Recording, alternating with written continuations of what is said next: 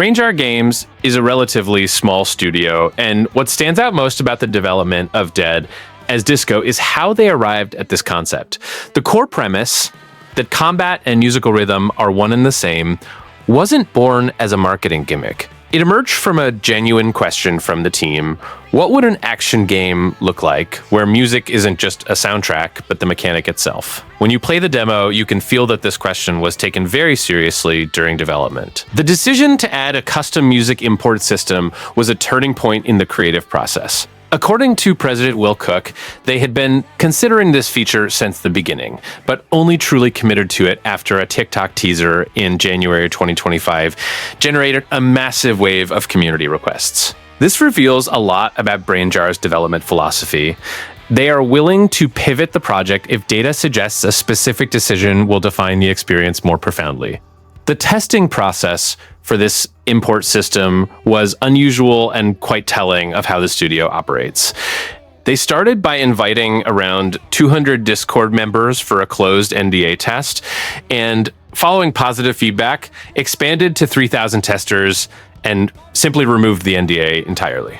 This level of transparency during development is rare, especially for an indie studio. Most developers in this position would protect every detail until launch. Brainjar went the opposite way. The perfect sync system, which is the mechanical heart of the game, required delicate design work. Creating a system that works with both licensed tracks and the player's personal files while maintaining consistent visual and audio feedback is technically complex. What the demo shows is that this problem was solved elegantly. The game analyzes the rhythm in real time and adapts the combat hit windows. This isn't easy to pull off well, and the fact that the demo works is a solid technical indicator. The roadmap for public development reveals was also calculated. Brainjar opted for short TikTok teasers before releasing any long-form gameplay. These teasers focused exclusively on character, movement, and visual aesthetics without explaining mechanics. This strategy created organic curiosity that resulted in viral videos long before a demo existed. From a product development standpoint, it was a smart way to validate whether the game's visual identity communicated something before explaining how it works. What hasn't been revealed about development is just as interesting as what has. Brainjar has disclosed almost nothing about the full campaign structure, the progression system, or the narrative depth of Charlie Disco's story. The demo is intentionally contained, featuring one main challenge and an infinite mode, suggesting the studio is deliberately preserving these elements. This hints at confidence in the parts they haven't shown yet, which is different from a development cycle that hasn't solved those issues. Reaching 1.2 million players on the demo with a 98% approval rating on Steam is, in the context of development, both an achievement and immense pressure. Brainjar Games now needs to deliver a full game that justifies the level of expectation set by a short, polished demo. What interests me moving forward is how they will expand the rhythm mechanics into a full-length game without losing the immediate feel that made the demo work so well. That is the true test of development. The premise seems simple on the surface. You are Charlie Disco, the dead drummer of a legendary band, who comes back to life for a single night to find out who killed him and settle scores with his former bandmates. It feels like a straightforward revenge thriller. But the more you think about this structure, the more layers it has. A band called Dead as Disco, featuring a drummer named Charlie Disco, in a game called Dead as Disco. There is something intentional about all this recursiveness that tells me the game's title wasn't chosen by chance. What hooked me on the story from the start was the emotional context behind the conflict. The idols, the 6 surviving members of the band, aren't strangers or generic enemies. They are people Charlie has a history with, a friendship, a shared journey. The idea that they are reuniting for a tribute concert for the very man they will face that night creates a heavy irony. It's almost theatrical. And that's exactly the kind of premise that can generate memorable characters if Brainjar delivers. The demo shows fragments of this, but in a contained way. You fight Hemlock's goons in a subway, traversing environments that suggest each area of the game is the sonic and visual domain of a different idol. It's a structure reminiscent of how games like Sifu build their villains, with each representing a philosophy or a style. Here, each idol represents a musical genre. This transforms the narrative conflict into something almost conceptual. You aren't just fighting people, you're fighting musical identities. What genuinely intrigues me is how much of the story is still hidden. Brainjar announced that the campaign is non-linear, which raises a serious question. How will the narrative sustain itself across different progression orders without losing coherence? A story of revenge and discovering the truth relies heavily on narrative pacing. If you can face any idol in any order, how will the mystery of Charlie's death be revealed in a satisfying way? This is the part of the story development I can't yet evaluate from the demo alone. The decision to bring Charlie back for only one night is, narratively, one of the game's smartest moves.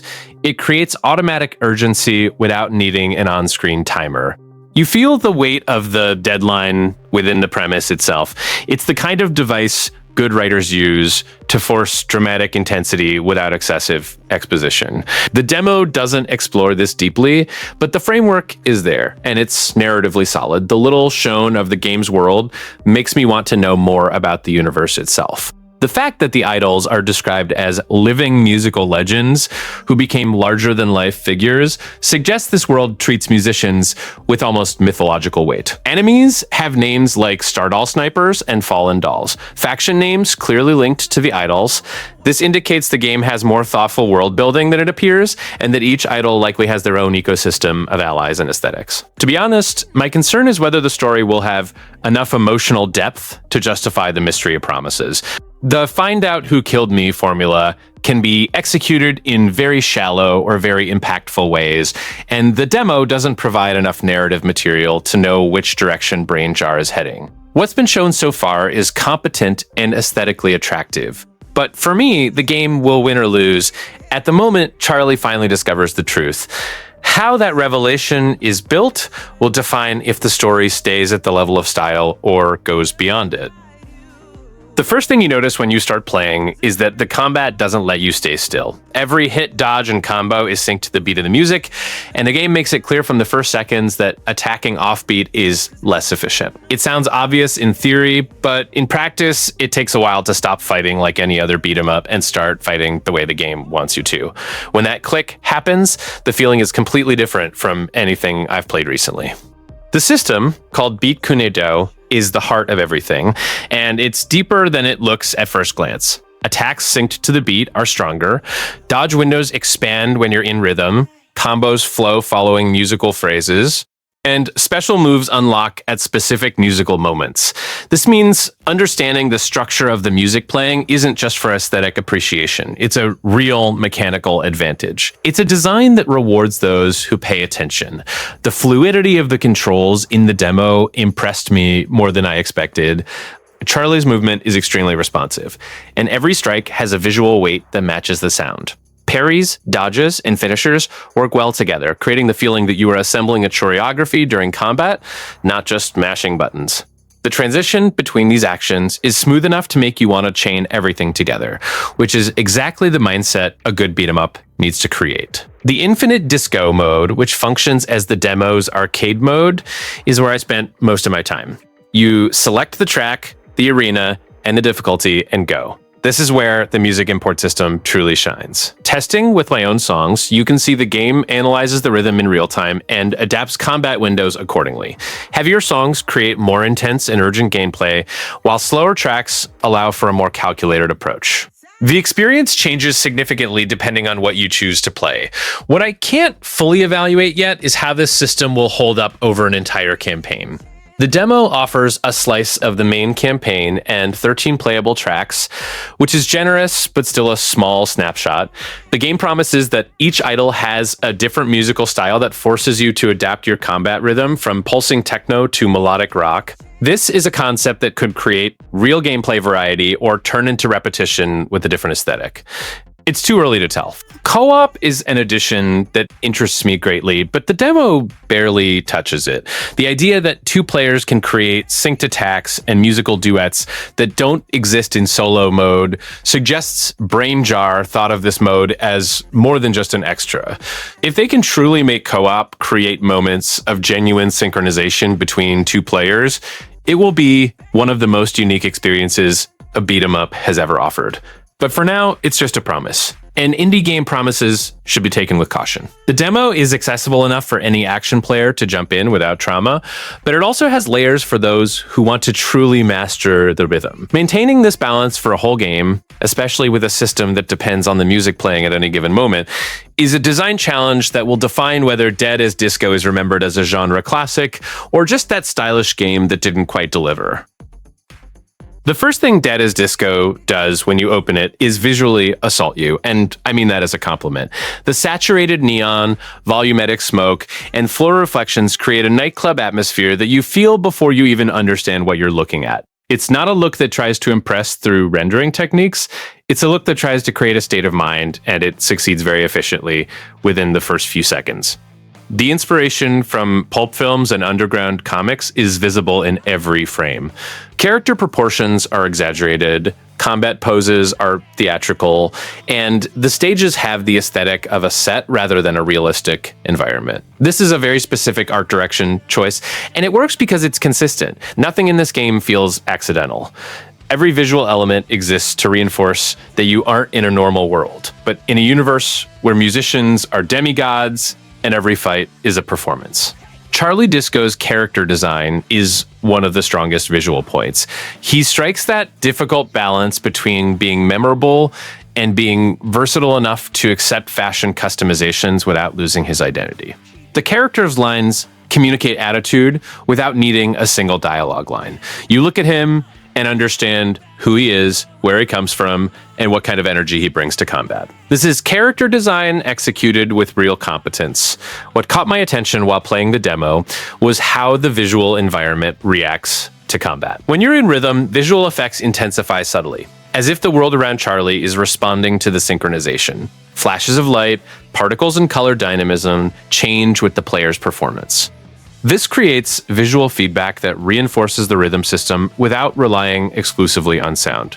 It's a layer of design that many might not consciously notice, but it affects the experience directly. The visual identity of each idol from the little shown seems to follow the same logic of distinct aesthetic territories. Each has a domain with a color palette, lighting, and architecture reflecting their musical genre. This is exactly the kind of art decision that transforms a game with limited arenas into something that feels larger than it is. When each stage has a visual personality as strong as the opponent inhabiting it, environmental diversity stops being cosmetic and becomes part of the narrative. My only slight reservation is regarding combat legibility during high-intensity moments. Dead as Disco is visually dense by design, and there are moments in the demo where a lot happens on screen at once. Effects, enemies, particles, and rhythm indicators all competing for your attention. It isn't a serious problem in the demo, which is relatively contained in terms of enemy count, but when the full game increases the scale of battles, this balance between aesthetics and visual clarity will be tested. Overall, Dead as Disco has one of the strongest visual identities I've seen in an indie game in recent years. Not because it's the most technically elaborate, but because it is completely committed to what it wants to be. There isn't an inch of aesthetic hesitation in everything shown so far. In a market where so many indie games try to mimic the look of larger titles, seeing a small studio build its own visual language with this consistency deserves recognition regardless of any other quality the game may have. I'll be direct from the start. Dead as Disco is a game that depends on performance differently than any other title. When a beat-em-up lags or stutters, you lose immersion. When a rhythm game does that, you lose your entire combat timing. A half-second stutter in Dead as Disco isn't just a visual inconvenience, it's a miss in the synchronization system that can break an entire combo. Therefore, frame stability here is more critical than in almost any other genre. The demo running on Xbox Series X at 2K and 60 FPS showed that BrainJar can deliver a stable experience when the hardware is adequate. The game is visually dense, with lots of neon particles and volumetric effects happening simultaneously, and seeing it all run fluidly on the console was reassuring. However, the console doesn't tell the whole story, because PC is where most people will play, and where problems appeared most frequently. On Steam forums, several players reported performance drops on mid-range hardware, with the game falling below 50 FPS without DLSS active, and still showing inconsistencies even with the technology enabled. Brainjar themselves acknowledged this in response to community reports, stating the game was still in development and that optimization had not yet been done for a wide variety of graphics cards and system configurations. This is a point of honesty worth recognizing, but it's also a red flag for those with more modest hardware. What catches my attention in this scenario is that DLSS was necessary for many to hit a stable 60 FPS. This indicates the game engine is pushing more than expected for its visual style. Dead as Disco isn't photorealistic and doesn't have ultra-dense geometry, but the combination of dynamic lighting, particles, and post-processing clearly carries a high computational cost. It's not necessarily an insurmountable problem, but it reveals that optimization was a work in progress during the demo period. On the Steam Deck, the situation was even more delicate. The custom music import, one of the game's most attractive features, required a manual calibration process on the device that was not intuitive at all. Users had to remap trackpad controls, enable back buttons, and manually edit BPM to get it working. It worked eventually, but the whole process revealed that the Steam Deck was not a priority platform during this stage of development. The game offers reasonably complete configuration options with resolution, anti-aliasing, and frame rate controls accessible directly in the menu. This is basic, but many indies still get this wrong, so it's worth mentioning. Brainjar at least made an effort to give tools for the player to try and adjust the experience to their hardware. The problem is that when you need to lower anti-aliasing, shadows, and texture quality in a game that relies so much on visual aesthetics to work, you are compromising an essential part of the experience. Dead as Disco enters early access on May 5th, 2026 for PC via Steam and the Epic Game Store, and this information alone completely changes the conversation about buying or waiting.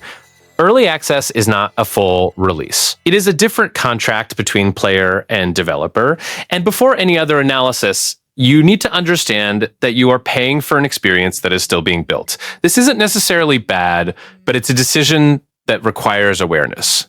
That said, Brainjar Games has demonstrated throughout the entire development process that they listen to the community actively and transparently. They invited testers, voluntarily removed NDAs, responded to performance reports on forums, and adjusted mechanics based on real feedback. This track record gives me more confidence in their early access than I would have in a developer that appears out of nowhere with a half-finished product. When a studio has already proven they work with the community, buying early takes on a different meaning. However, the performance issues seen in the demo still weigh on my decision. A rhythm game that stutters on mid-range hardware is a functional problem, not just an aesthetic one. And the May 5th early access version will likely not be the final optimized version yet. If your PC isn't particularly powerful, the honest recommendation is to wait at least a few weeks after launch to see community reports on stability. A frame drop at the wrong time can make the game feel broken when the issue is purely technical. The game is undoubtedly recommended for beat-em-up fans who want something with its own identity and not just another Streets of Rage clone. If you played Hi-Fi Rush and felt you wanted more weight and freedom in combat, Dead as Disco is exactly that direction. If you are the type of player who spends hours in a fighting game's arcade mode testing characters and systems, Infinite Disco with its custom music will be exactly the kind of loop you're looking for. I would not recommend early access for players who need a complete and polished campaign to feel satisfied with their purchase. Charlie Disco's story still has much that Brainjar hasn't revealed, and entering early access means accepting that chapters, idols, and narrative elements may not yet be available. This type of incomplete experience frustrates players who connect with games through narrative. For that profile, waiting for the full release is the smartest decision. I'm going to buy it because what the demo showed mechanically is already enough to justify the price of an indie game, and because Infinite Disco with custom songs already offers hours of content that doesn't depend on the campaign being finished. My intention would be to dive into arcade mode, explore the rhythm system with my own music, and wait for campaign updates calmly, without the anxiety of missing content. Ultimately, Dead as Disco in early access is a purchase of trust in Brainjar Games more than a purchase of a finished product. The signs they gave during development, the transparency, the responsiveness to the community, the impressive 1.2 million players on the demo with 98% approval, all point to a studio that takes the game seriously. The risk exists, as with any early access, but rarely does a game reach this stage with so much proven by its demo. If you played it and felt the rhythm click in combat, you probably already know the answer.